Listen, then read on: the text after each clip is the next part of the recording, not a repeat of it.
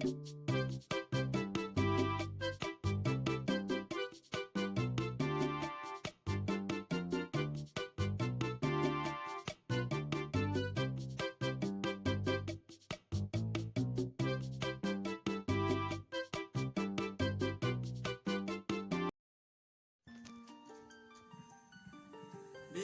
nous y voilà.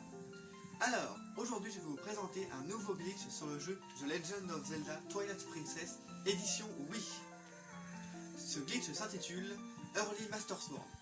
Et le principe de ce glitch est très simple. Comme son nom l'indique, c'est de récupérer la Master Sword.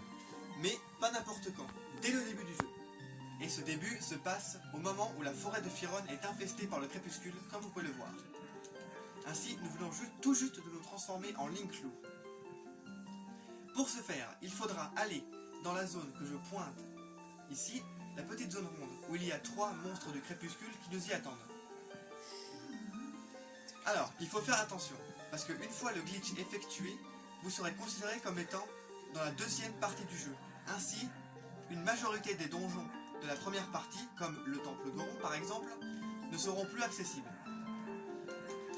Le problème du Temple Goron sera expliqué en fin de vidéo, car c'est assez particulier. Ainsi, nous allons y aller. Hop. Voilà. Alors, pour ce faire, c'est assez simple, tout en étant assez compliqué, parce qu'il faut beaucoup de précision. Le glitch de la vidéo précédente, il fallait du timing et de la précision. Ici, la précision sera juste de la rigueur. C'est pas pour autant que ce sera plus simple. Voilà. Voilà donc la zone.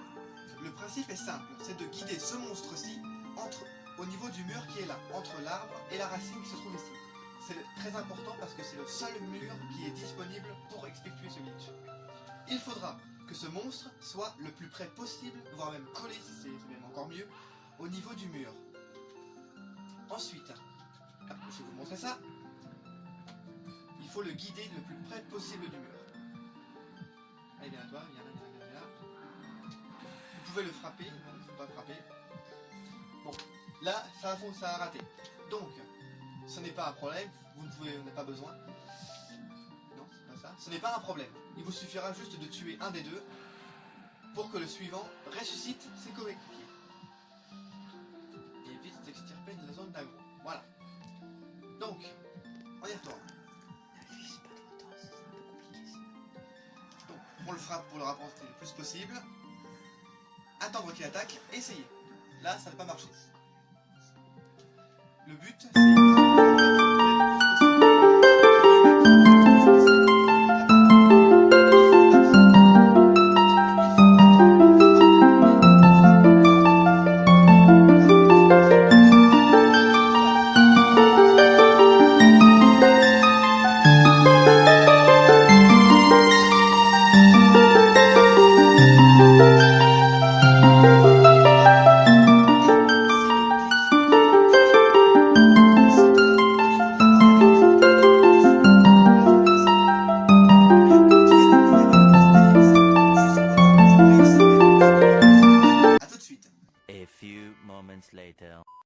Je vous reprends un peu avant d'avoir réussi le glitch, pour vous expliquer précisément la différence entre l'attaque lente et l'attaque rapide du monstre.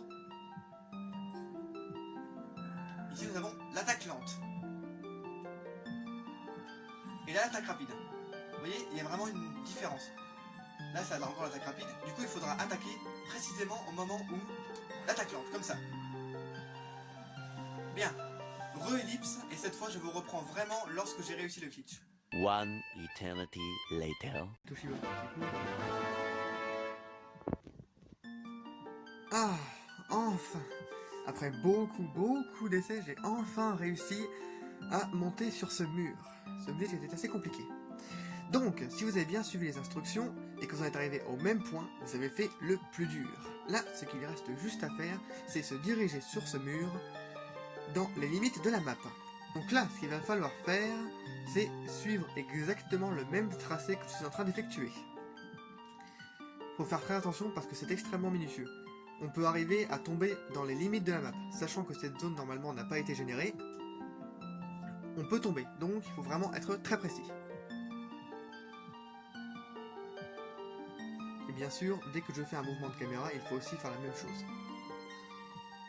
Donc le but est simple. Une fois que vous serez arrivé au niveau du haut du mur, il va falloir sauter sur la plateforme que l'on voit juste en dessous, là où il y a le curseur. Et c'est pour ça que nous faisons ce petit chemin, pour pouvoir arriver à la limite pour sauter dessus. Il faut savoir une chose, dès qu'on voit la plateforme, il ne faut pas sauter, parce qu'on risquerait de tomber dans le vide. Ce qu'il faut faire, c'est vraiment se rapprocher le plus possible, au millimètre près. Parce que si le saut rate, comme je viens de dire, on perd. Il faudra recommencer tout le glitch, ce qui est extrêmement long, est extrêmement laborieux. Donc, il va falloir vraiment aller au plus près possible, du plus près, de la plateforme. Tout en faisant attention à ne pas tomber dans la limite de la map.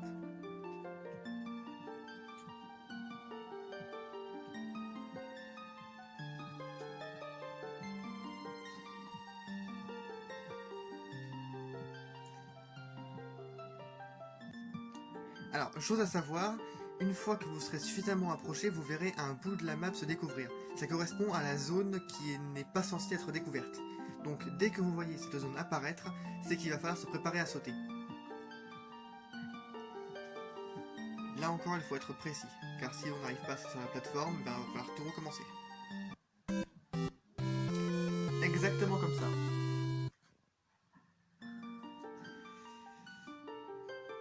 Voilà. Donc c'est exactement ce qu'il ne faut pas faire. Ainsi s'achève la vidéo. Non, bien sûr, ça va comme ça. Bon, je vais retenter de le réeffectuer une nouvelle fois, ce qui va être extrêmement compliqué, et je vous retrouve dès qu'on sera exactement au même endroit. A tout de suite. 2 very boring minutes later. Nous y revoilà. Nous sommes exactement au même point.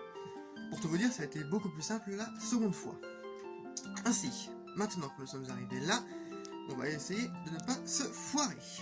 Et donc, on y retourne. Donc, maintenant que nous sommes là, puisqu'on ne peut plus se fier à la caméra, il va falloir se fier exclusivement à la minimap. Il faut vraiment qu'on arrive au plus proche du plus proche de la minimap, sans tomber comme on l'a fait juste avant. Allons-y. Allons-y, allons-y, allons-y, allons-y. Et voilà! Le saut a été réussi. Bien. Maintenant, la suite est extrêmement simple. Il suffit de se diriger tout droit dans la forêt et de continuer jusqu'à récupérer l'épée. Étant donné qu'il n'y a pas de problème ni de bug à ce niveau-là, je vais donc ellipser cette partie pour que ce soit beaucoup plus simple et plus dynamique. On se retrouve dès qu'on récupère la Master Sword. A tout de suite. A few moments later. Nous revoilà donc après l'épreuve des deux gardiens. À partir de maintenant, nous allons pouvoir récupérer la Master Sword. À partir de ce moment précis, une fois que la Master Sword sera récupérée, le jeu considérera qu'on est exactement dans la deuxième partie du jeu.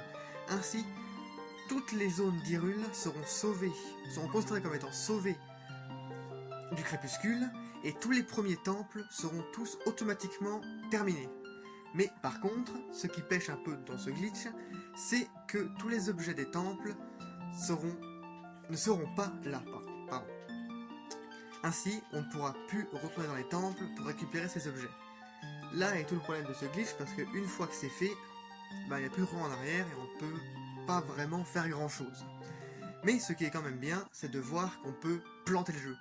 Et il y a quand même la possibilité d'explorer un tant soit peu la map. Bien, maintenant, récupérons la Master Sword.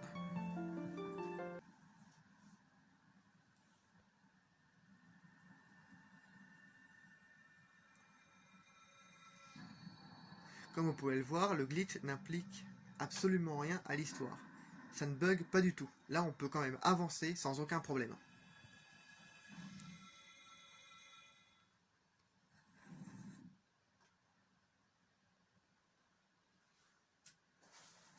Je vous laisse quand même la cinématique parce que c'est classe.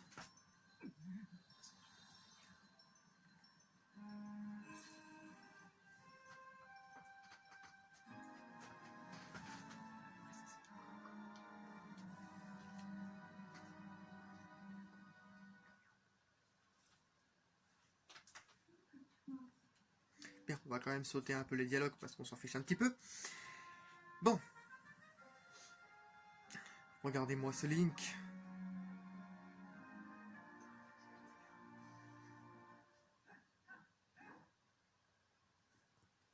Et comme vous pouvez le voir, nous sommes exactement dans le début du jeu, niveau stuff. On a le bouclier en bois et aucun des objets des donjons. Alors que normalement, dans cette partie du jeu, on est censé avoir déjà l'autre bouclier et tous les objets. Ainsi, je vais maintenant vous retrouver devant le temple Goron, qui est celui qui montre vraiment le problème de ce glitch. Ainsi, je vais donc faire une petite ellipse et on va se retrouver devant. A tout de suite. 5 minutes later. Petit bonus, le jeu considère que tu as sauvé Firon. Pourtant, là, je viens de me téléporter et il s'avère que Firon n'a pas été sauvé. Une petite chose intéressante, c'est que on peut se retransformer et donc explorer le crépuscule à notre vœu en étant humain. Alors que comme vous pouvez le voir, on est directement dans le crépuscule avec les monstres du crépuscule. C'est quand même drôle de voir que le jeu te considère comme étant après ça, alors que normalement tu es dedans. Et donc le jeu ne sait pas entre quoi faire, te laisser dans le crépuscule ou pas. Donc il te laisse dans le crépuscule tout en étant humain. Bien sûr on peut effectuer toutes les actions de base. Comme vous pouvez voir là, normalement on n'aurait pas pu faire ça. Et pourtant c'est le cas. Voilà, ça c'était un petit bonus. Je vous reprends un peu plus tôt pour faire une petite mise en garde. Enfin, mise en garde, on fait ça comme ça. C'est que vu que on a fait le glitch avant d'arriver à Ordine, là le jeu te considère comme étant encore dans Firon. Donc tu n'as aucun des téléporteurs. Le petit problème de ce glitch, c'est qu'il va falloir refaire un peu toute l'histoire. Mais bon, étant donné qu'on peut se retransformer en humain, avec la Master Sword, c'est vraiment très très simple. Vraiment, vraiment très simple. Voilà. Moi, j'étais juste venu pour vous dire ça. On retourne à l'ellipse, et cette fois, je vous retrouve vraiment à Ordine.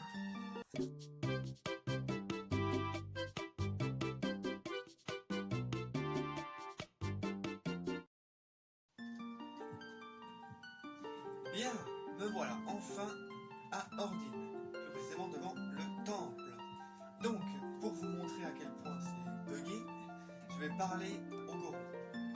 Bien sûr, comme je vous ai dit, il faut refaire une partie de l'histoire, y compris le premier temple. Donc, vous pouvez le voir. Ici, j'ai refait le premier temple parce que l'histoire m'y obligeait. Voilà. Donc, je vais vous montrer ça.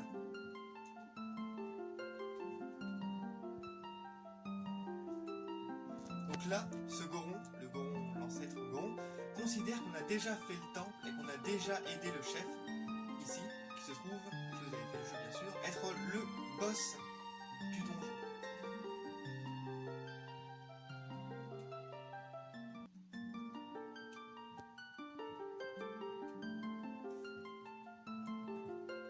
Il est donc impossible de retourner dans le temple.